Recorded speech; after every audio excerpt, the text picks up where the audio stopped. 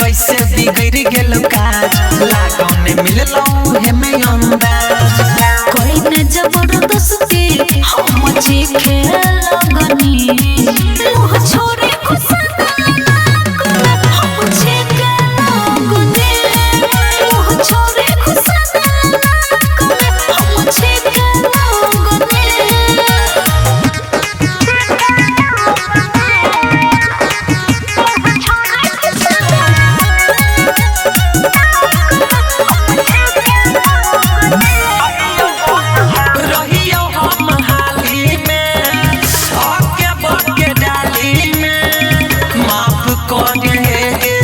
चली गेलो नाली में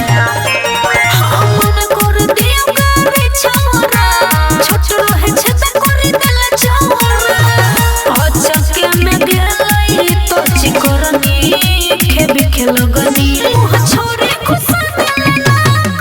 हम छेके लगने मुँह छोड़े खुशा हम छेके लगने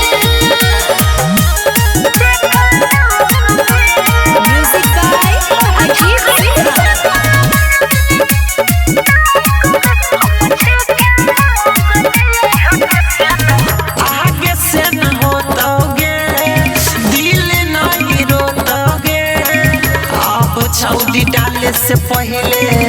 देखी के टोटोगे ऐसे देखो रोबे तो छुए नहीं देवा कहूँ के छदा पुए नहीं देवा सुने रोजनी सुतोरे से सीखे लगनी मुँह छोरी घुसा देले नाक में हम छीके लगनी